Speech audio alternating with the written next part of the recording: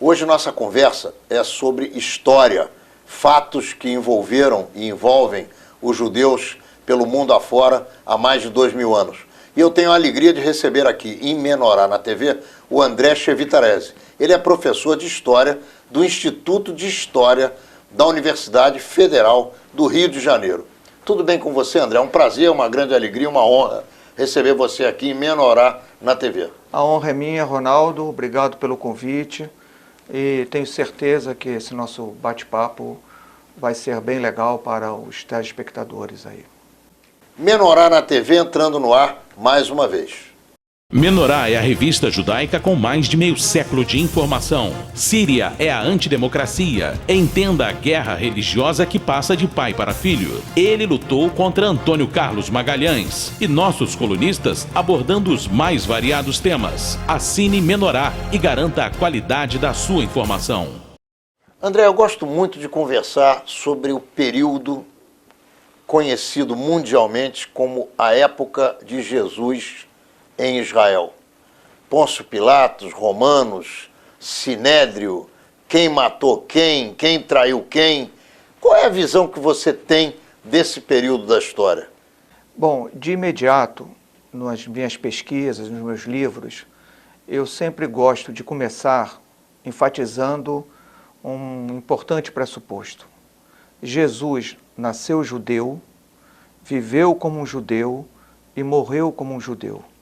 Esse é o ponto de partida que eu assumo e que parte da historiografia, daqueles que se dedicam a esse estudo, assumem. Jesus nunca foi cristão. E em torno dele e do movimento que ele pensa e organiza, né, se constituem também judeus.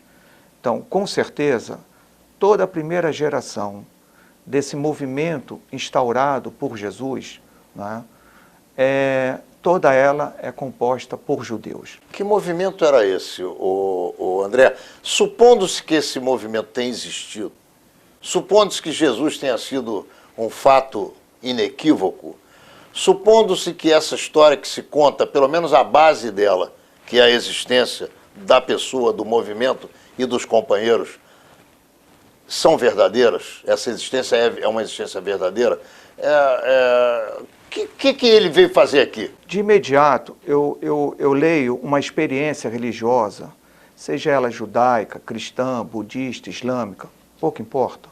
A experiência religiosa ela é sempre plural. Não é? Quer dizer, não existe um cristianismo, há cristianismos. Não existe um judaísmo, há judaísmos, e assim sucessivamente. Então, Jesus, enquanto uma figura historicamente reconhecível, por que ela é reconhecida como histórica? Porque quando dois ou mais autores que nunca se viram, nunca se leram, nunca se conheceram, são capazes de falar coisas semelhantes, convergentes sobre um terceiro indivíduo, a probabilidade desse terceiro indivíduo ter existido é muito forte. Por exemplo, Josefo, né? O historiador Flávio Josefo, ele nunca leu absolutamente nenhum texto produzido pelos seguidores de Jesus, mas ele reconhece e fala da existência desse Jesus. E o que ele fala, né, deixa transparecer para a época de vida desse Jesus elementos semelhantes com os outros autores que foram seguidores de Jesus. Então esse é um aspecto muito interessante. A gente chama de metodologia da múltipla confirmação. Diferentes autores convergem para falar de um só. E o que esse cara tinha na cabeça? O que Jesus tinha em mente? Né? Eu o situo como sendo um judeu de origem campesina, portanto, um judeu monoglota, né, de fala aramaica, né, que se coloca numa situação onde o mundo conspira contra ele e contra o grupo em que ele se insere, camponeses, triplamente explorado pelos impostos do Império Romano, explorado pelos proprietários dessas terras onde eles trabalham e explorado também pelas necessidades de pagar impostos dízimos e coisas afins para o templo de Jerusalém. Portanto, ele entende que se a terra de Israel é aquela terra que Deus deu aos judeus, né, como entender essa difícil situação em que ele se coloca?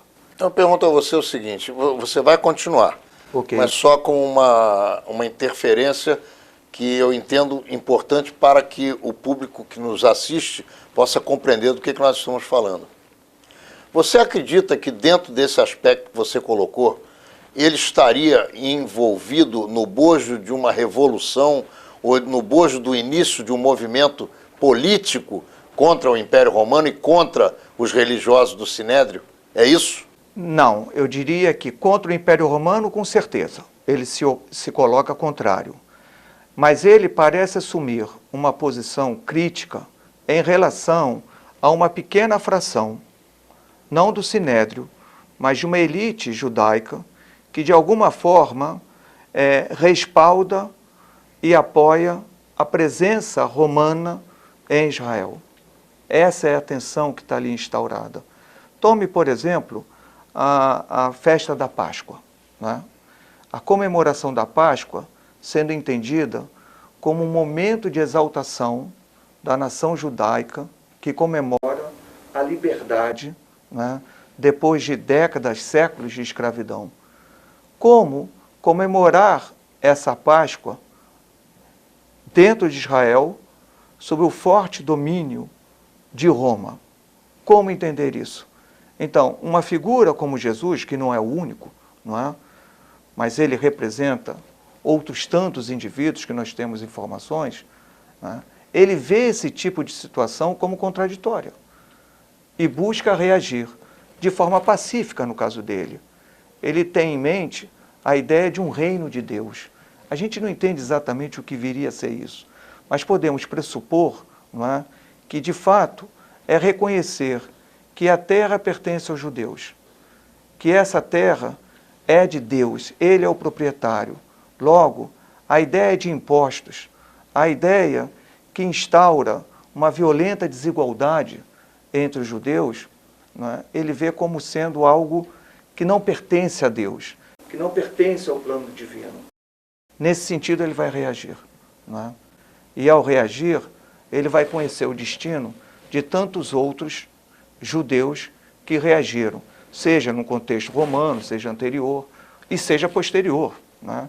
Nós temos também uma importante liderança judaica na chamada Segunda Grande Guerra Judaica, que é a Bar Kokhba, né? que vai levar a luta contra o Império Romano às suas últimas consequências. É mais um mártir a dar a sua vida em nome da liberdade. Mas isso não quer dizer que nós estamos diante de um campo dicotômico. De um lado, uma elite judaica e do outro lado, a imensa maioria dos judeus. Não. Eu vejo o judaísmo, nesse momento, como muito disseminado e pluralizado.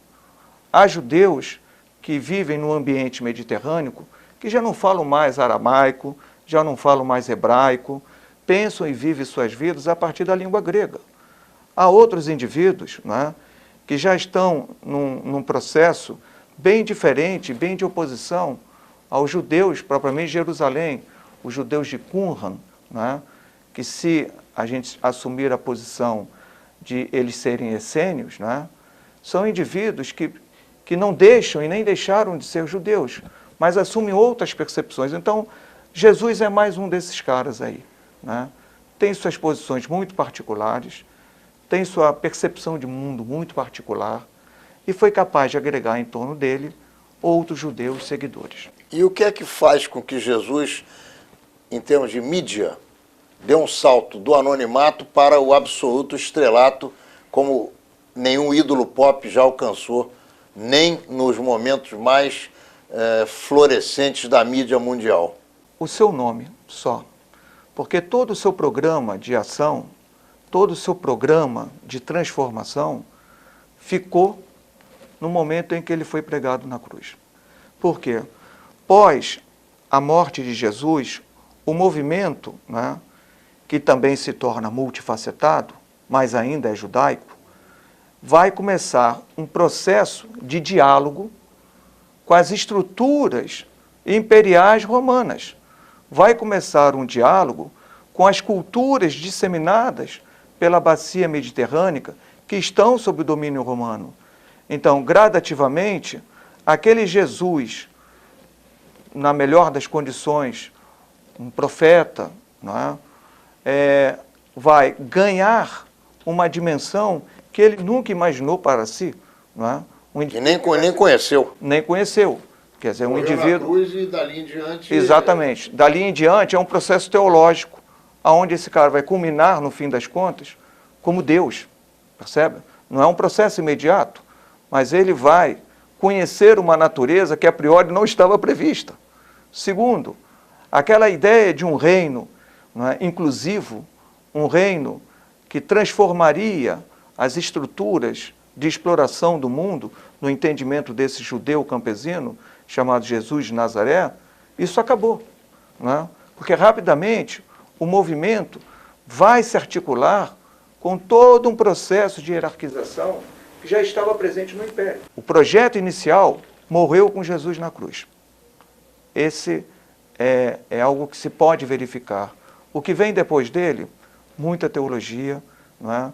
E aquele movimento originário judaico, né, gradativamente vai ver ele ser inchado por diferentes conversões de grupos politeístas. Você consideraria esse movimento que se tornou o movimento que culminou com o nome de católico apostólico romano e mais à frente com o nome de evangelista ou cristão ou mesmo reformista do cristianismo, do catolicismo? Você acredita que esse movimento é um movimento de dominação oriunda do império que estava em frangalhos e que precisava de novas articulações de inteligência para dominar os diversos grupos segmentados e sediados nos mais diversos continentes onde eles ocupavam espaço territorial? Eu diria que esse é um processo um pouco posterior.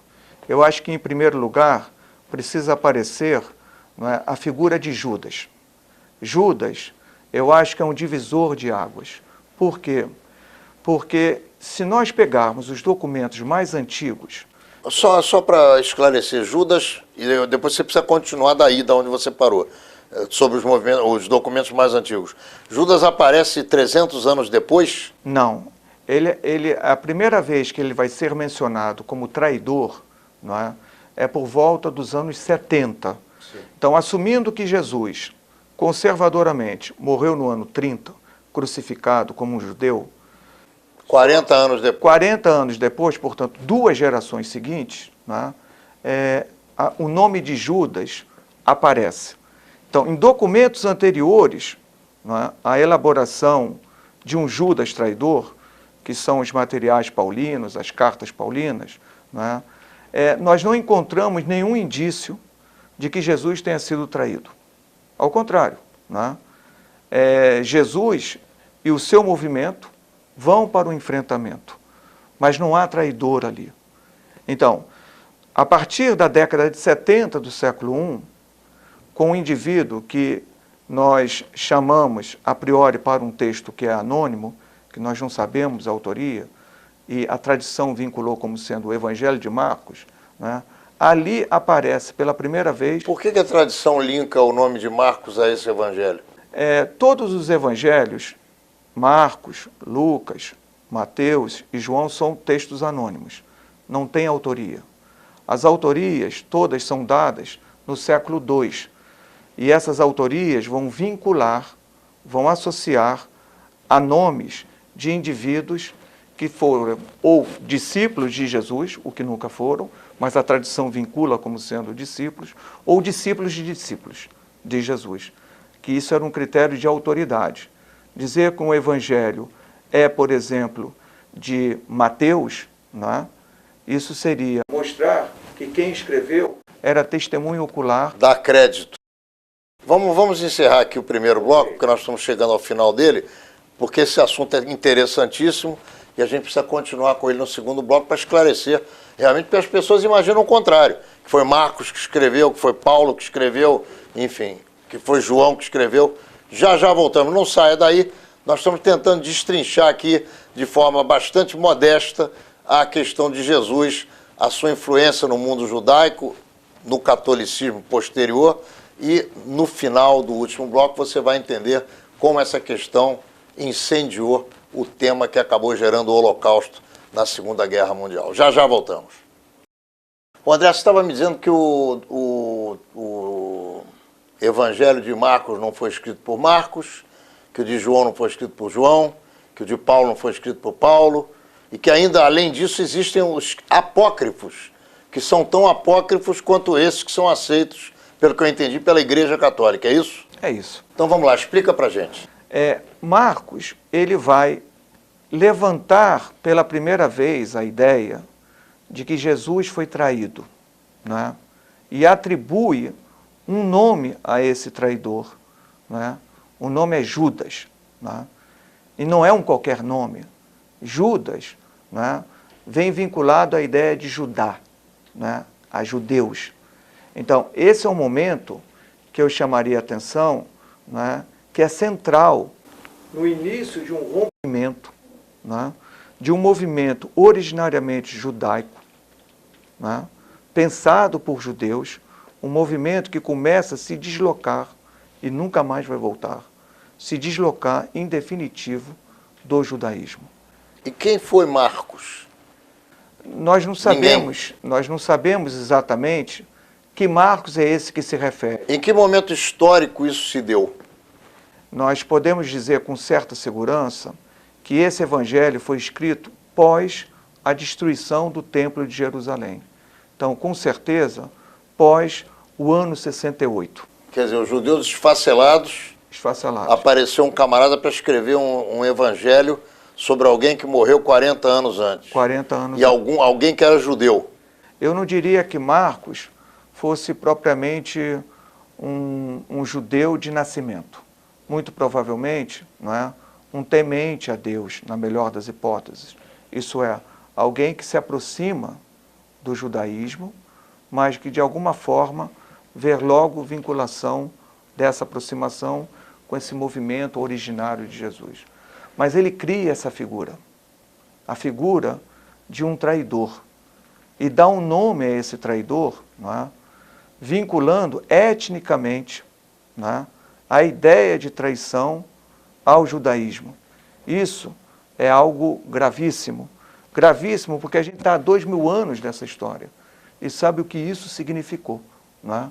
O ir e vir, não é? E se trabalhar com a noção, não em cima dos judeus, mas a caricatura dos judeus passa a ser Judas. Judas é aquele que trai. Judas é aquele que age em nome do dinheiro. Judas é aquele que não tem amigos. Essa é a caricatura que, historicamente, nesses 2000 anos, foi colada ao judeu. Então, isso é algo que se cria, não é? E que dá fortes matrizes para que um antissemitismo se instaure no que nós chamamos, posteriormente, de uma cultura, de uma sociedade ocidental. André, quem interessava isso? Eu acho que, num primeiro momento, no processo de expansão desse movimento de Jesus, não é, limpar a responsabilidade pela morte de Jesus dos romanos e agregar essa morte, a responsabilidade por ela, aos judeus, seria uma maneira extremamente interessante e estratégica de ampliar o movimento de Jesus, de se permitir, não é, que importantes figuras da estrutura imperial romana pudessem ingressar no movimento. Então, de cara, nós temos um Pôncio Pilatos que lava as mãos e que joga a responsabilidade pela escolha, né, aos judeus entre Barrabás e Jesus. Lógico que isso aí já não é história, é teologia, mas entre Barrabás e Jesus, escolhemos Barrabás, ok? E Pilatos sai triste disso. Então, essa é uma questão que para muitos cristãos não é, de todos os tempos, e se a gente tem que se situar hoje, não é como se nós estivéssemos falando de história, e na verdade não estamos falando de história. Isso foi uma percepção teológica, não é, que está envolto de uma estratégia de conquistar indivíduos, de ganhar aderentes, e nada melhor do que responsabilizar uma minoria perdida na periferia do Império Romano. Essa é a questão. Imaginemos o seguinte, né? Se tivéssemos que ter acesso, tudo é hipoteticamente, né, a um jornal da época romana, onde estaria vinculada a morte de Jesus por crucificação? Se fosse vinculado no jornal romano, né, num final de página qualquer, percebe? Mas de alguma maneira, por quê? Porque judeus morriam, muitos judeus morriam dessa maneira. Então noticiar o que já era banal era perda de tempo. Agora, se no processo de distanciamento e separação, né, de um movimento originariamente judaico para agora algo chamado cristianismo, né, vincular a morte desse fundador, né, a um povo periférico e perdido no Mediterrâneo, os judeus, né, isso, né, limparia, de alguma maneira, a barra do império, que é quem crucifica, que é quem mata, em última instância, né, não mais ninguém, e, né, joga essa responsabilidade para os judeus. Isso é que a história fez. É isso que a traição de Judas vai trazer, né, todo o peso e toda a carga, né, extremamente acusatória, difamatória aos judeus. Esse é o peso de Judas no processo histórico.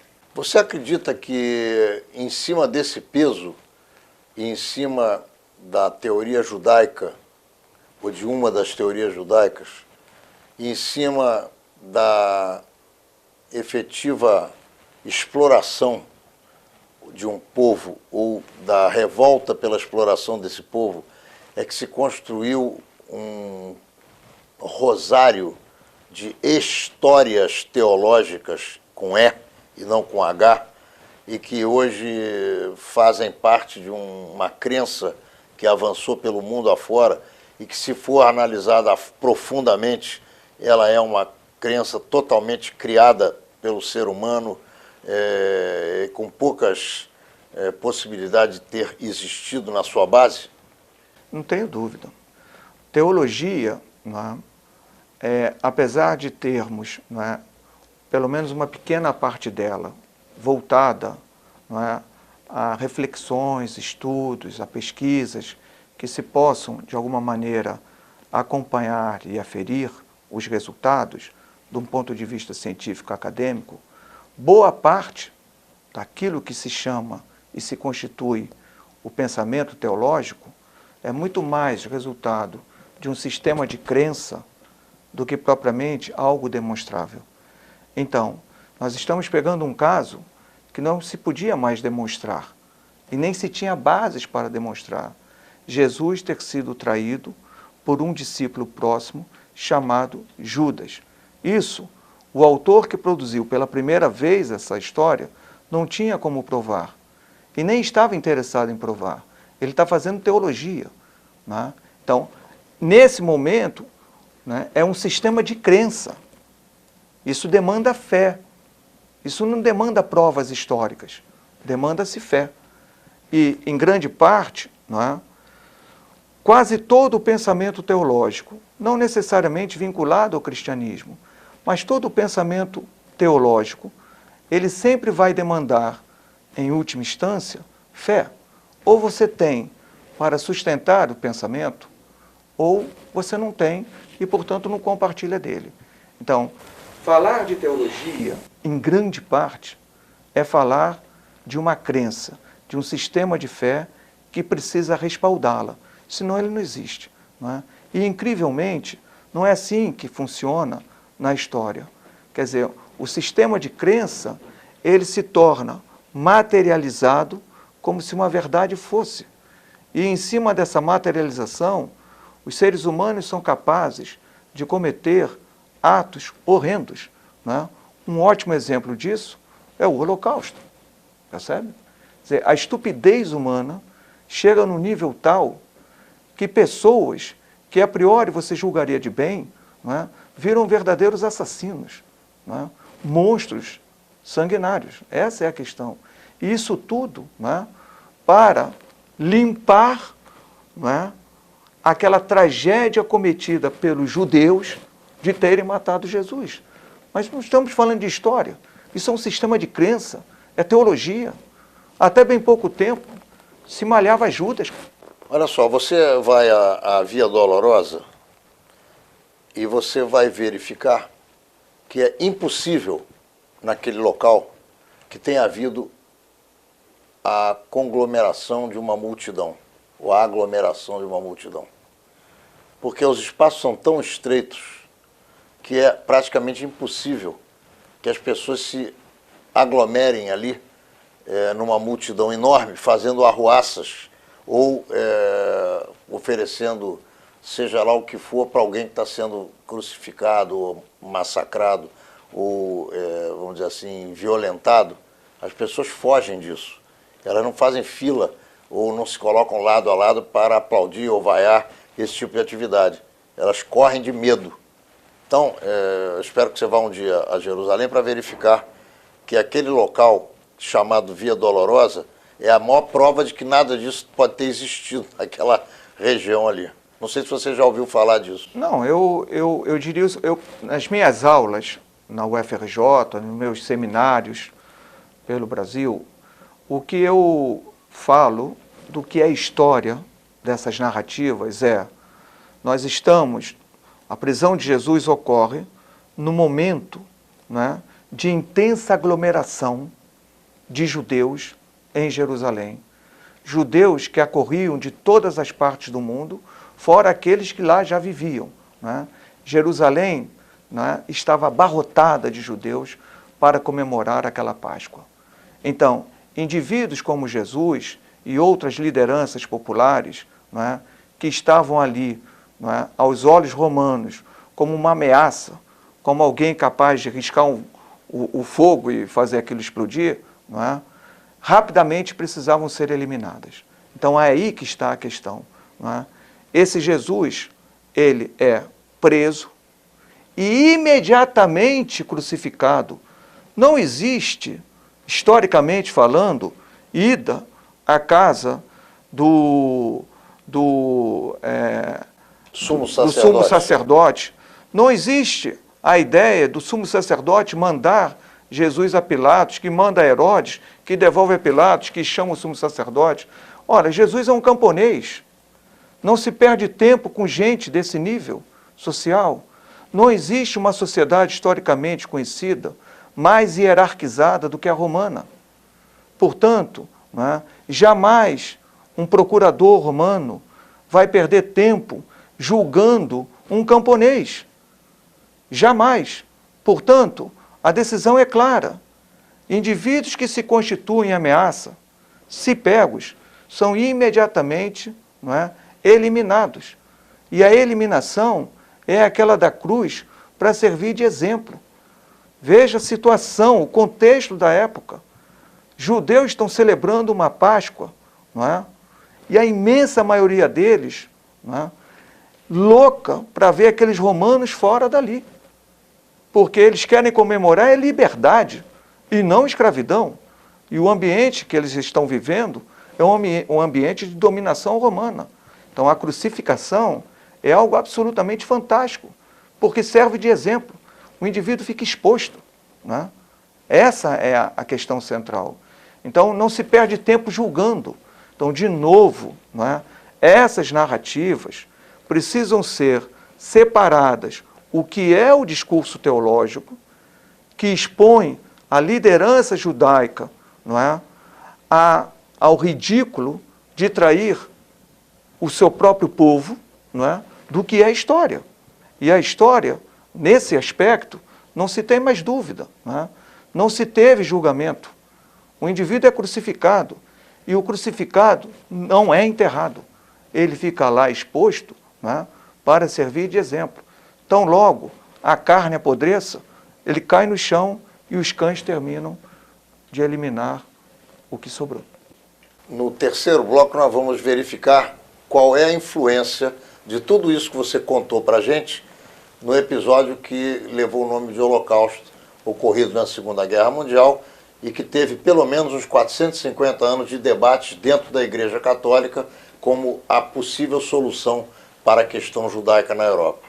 Já já voltamos com André Chevitarese, professor de História, e que está nos ajudando a esclarecer o episódio de Judas, o episódio de Jesus, o episódio dos Evangelhos, e mais à frente, nós vamos tratar disso agora, o episódio do Holocausto. Já já voltamos.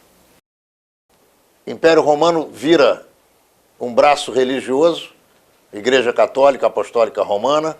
A Igreja começa a discutir os que não são ligados aos seus destinos, não são fiéis aos seus comandos, e começa a trazer à tona o preconceito contra esse pequeno grupo que tinha sua própria religião, seus próprios costumes, sua língua, e que vivia na Europa fazendo seus bons ou maus negócios, como qualquer ser humano. E daí até o Holocausto foram 1000 anos, onde nós tivemos aí as cruzadas, nós tivemos a Inquisição, e em seguida nós tivemos o episódio de Hitler. Eu queria que você fizesse um apanhado dessa questão inteira e alocasse responsabilidades a quem efetivamente tem. De imediato, eu acho que nós temos, desde o domínio, quer dizer, desde o momento que o Império Romano se cristianiza até o ano 1054, né, um movimento cristão chamado ou centrado numa ortodoxia. 750 anos. Mas não Igreja Católica. Igreja Católica, ela pode ser apontada com essa denominação a partir de meados do século XI, quando há então um grande cisma nesse movimento ortodoxo, né, onde de um lado as igrejas orientais de língua grega, basicamente, se reúnem em Bizâncio, por exemplo, e a Igreja Latina, né, a partir de 1054, pode ganhar essa denominação de catolicós, de Igreja Católica Universal. Essa é a ideia. Então, nesse período, né, nós temos a consolidação de uma série de valores, de uma série de elementos, né, que vão reforçar a ideia do nós e eles, de reforçar relações de alteridade, o que se funda nesse ambiente europeu entre o século IV, século XI, século XII, né, é a ideia de uma Europa que pertence aos cristãos. Portanto, é para os cristãos que ela se volta. Todos aqueles que não são cristãos são os outros, são os infiéis. E no caso dos judeus, ainda corre, não é, aqueles que mataram o Cristo, esse Jesus. Então, esse é um momento que se consolidam preconceitos, que se consolidam ideias, muitas delas centradas em rancores. Né? Então, essa é a questão que nós temos ali. Também, de uma forma muito sistematizada, a partir desse século XI, XII, começa a se forjar nesse ambiente europeu, não é, algo que até hoje está aí, que é a dramatização da vida, paixão e morte de Jesus. Então, aquilo que antes estava restrito a textos que dificilmente a imensa maioria da população tinha acesso, e se tinha acesso é pelo aquilo que eles ouviam no púlpito, né, nas pregações, né, a partir do século XII, começa a se construir a chamada dramatização. E ali nós vamos verificar, tanto a partir de pinturas, não é, a caracterização biofísica do ser judeu. Então esse é um primeiro aspecto. Antagônica do Jesus. Não tenha dúvida. Né? E antagônica também a ideia de ser europeu. Né? Um segundo momento, não é, o povo começa a ver, não é, que o ser judeu está associado a uma natureza má, porque os judeus só entram, né, no Sinédrio para acusar Jesus, para agredir Jesus ou para traí-lo através da figura de Judas. Não há um judeu bom. Essa é a questão. Então, do século XII ao século XV, se consolida popularmente, né, através das dramatizações, a ideia de o judeu tendo ou sendo portador de uma natureza má. E isso está disseminado do ponto de vista popular, né? Basta ver, por exemplo, na primeira metade do século XVI, com um panfleto absolutamente horroroso, produzido por Lutero, chamado Os Judeus e Suas Mentiras, que é de 1534, onde nós vemos um Lutero extremamente desapontado, porque ele cria que a sua reforma faria com que os judeus viessem em conversão, se convertessem a Jesus, isso não ocorre, não é? Onde ele já começa a propor, não é, toda essa tradição popular construída no período medieval, a natureza má do judeu, e ele vai propor, inclusive, queimar sinagogas. Ali vai ser, pela primeira vez, redigido isso. Não sem sentido, essa obra de Lutero, né, no ambiente nazista, conhece uma tradução e a distribuição para todo o alemão que quisesse conhecer a verdadeira natureza do ser judeu, a partir de uma obra de Lutero, do próprio punho de Lutero. Também, não é, quando em 1934 o Partido Nacional Socialista dos Trabalhadores Alemães está comemorando seu primeiro ano de governo, Goebbels, né, propõe a todo alemão que quisesse, né, uma passagem de trem e ticket de entrada para o espetáculo A Paixão de Oberammergau. Oberammergau é uma vila alemã, uma pequena cidadezinha alemã, onde, né, estava se comemorando, desde 1634, a vida, paixão e morte de Jesus, né? Então, uma vila que vivia em função disso. 6 meses de espetáculo. Então, todos os alemães que quiseram, receberam todas as franquias, facilidades, para ir lá assistir. E o que eles assistiram, não é, era o que o próprio Hitler descreveu, não é? 400 anos depois. 400 anos depois, isso é. Se querem conhecer quem é o judeu, vão assistir a peça de Oberammergau. Ali vocês vão reconhecer quem é esse judeu. Então, o processo que culmina no Holocausto, ele não nasceu do dia para a noite. Ele foi lentamente sendo produzido. O lentamente não quer dizer ausência de violência. As violências eram sempre constantes, né? O trabalho, a tese de doutorado da minha amiga de profissão, uma pessoa que eu quero muito, Renata Rosenthal Sankovski, mostra, com toda a documentação, o que era a vida de um judeu na Península Ibérica. Percebe? Não era absolutamente nem um pouco fácil. Mas a gente pode estender essa situação, né, de intensa dor, né, para outros ambientes, para outras regiões do continente europeu. Portanto, o processo é lento, mas é um processo que é o mais impressionante, né, é o quanto as experiências religiosas no geral, e no particular a experiência católica, a experiência protestante, né, vão sustentando, né, e dando arcabouço, né, de veracidade a toda uma leitura extremamente preconceituosa, né, em relação a esse grupo étnico, especial os judeus. Agora, curiosamente, ou inteligentemente, para o mal, mas inteligentemente, a questão judaica na Europa nunca tinha sido resolvida antes de Hitler, porque a igreja insistia em converter os judeus. E aí imaginava que a solução seria uma conversão maciça. Na medida que os judeus todos se convertem, acaba o judaísmo e não há mais problema. Como os judeus não se convertiam, Hitler teve uma excelente ideia dentro do posicionamento que ele imaginava correto.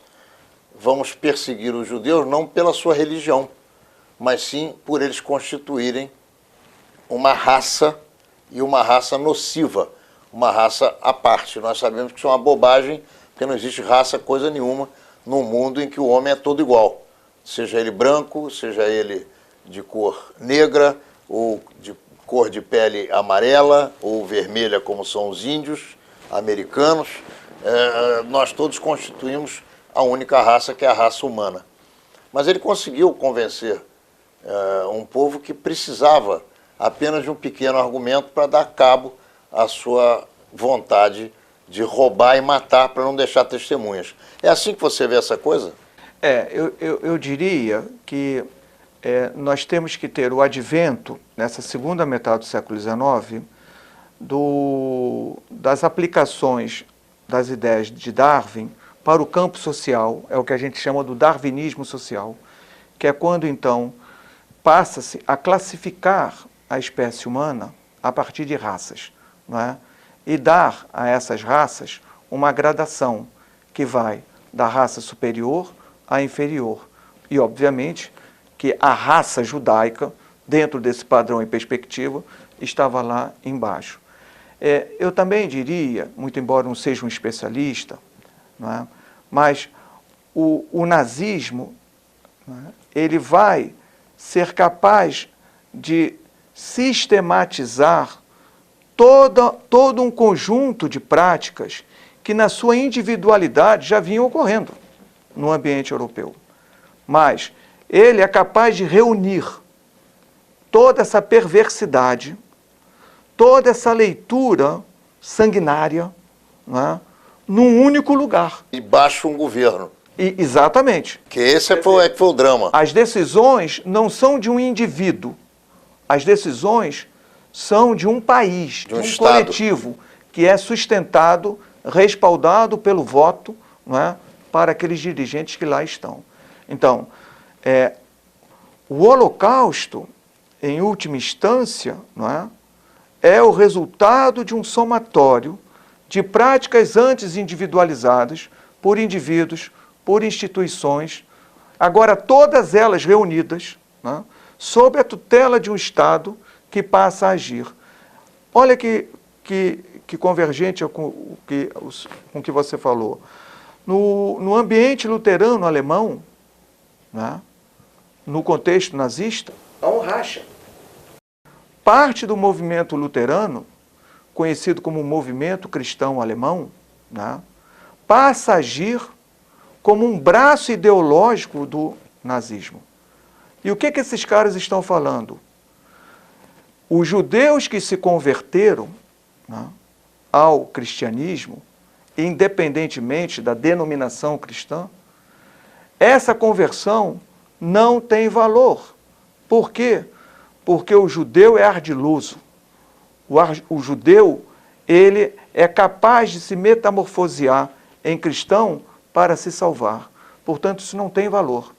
Olha, né? O movimento cristão alemão passa a subsidiar, do ponto de vista teológico, toda a ação que converge e culmina no massacre de judeus.